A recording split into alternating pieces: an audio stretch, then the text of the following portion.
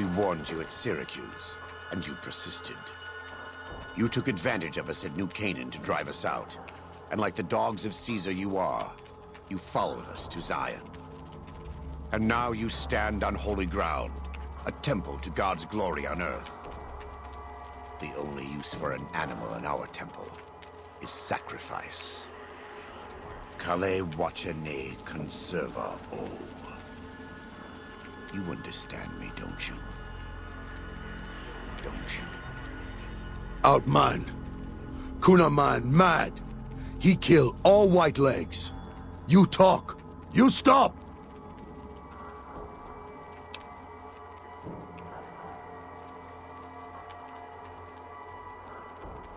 Him hear you. You talk. Don't listen to this thing. His cries are those of a mad beast caught in a thicket.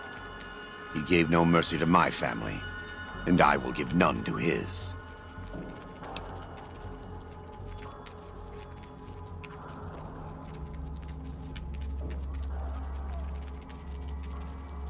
He has a debt to pay for what he's done, and I've come to collect. And so he's chosen to cower in the water like a dumb animal.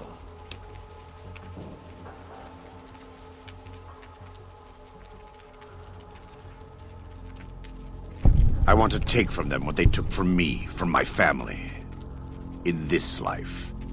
I want them to suffer. I want all of them to die in fear and pain. I want to have my revenge.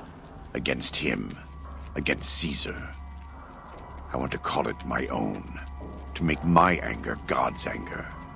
To justify the things I've done. Sometimes I tell myself that these wildfires never stop burning. But I'm the one who starts them. Not God. Not them. I can always see it in my mind. The warmth and the heat. It will always be a part of me. But not today. Go. Get out of here. Go back. Back to the Great Salt Lake.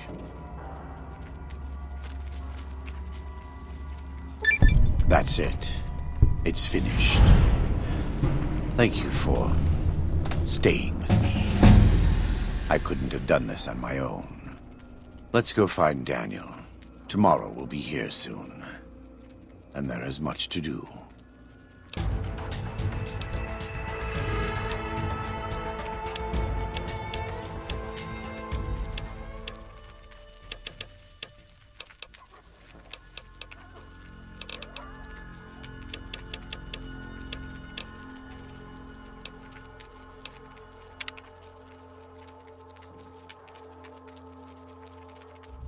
And so it was that the conflict between the New Canaanites and the Whitelegs was finally resolved.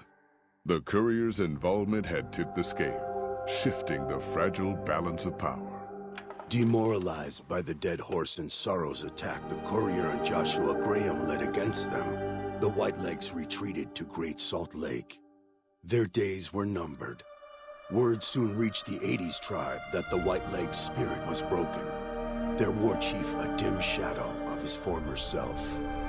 By year's end, the 80s would overrun the Whitelegs camps, scattering the tribe to the winds and claiming the Great Salt Lake for its own. The Sorrows fought beside Joshua Graham and the Dead Horses, eradicating the threat the Whitelegs posed to Zion. Seeing the courier convince Joshua Graham to spare salt upon wounds, the Sorrows learned that retribution could be tempered by mercy. Though he despaired at the Sorrows' loss of innocence, Daniel took some small consolation in the courier's lesson, and prayed it would take root. Having helped eradicate the Whitelegs from Zion, the Dead Horses returned to Dead Horse Point in triumph.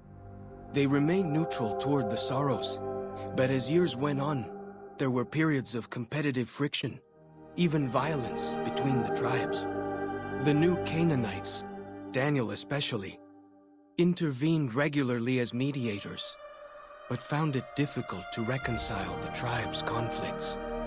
The defeat of the Whitelegs in Zion marked a turning point in the fortunes of the Happy Trails Caravan Company.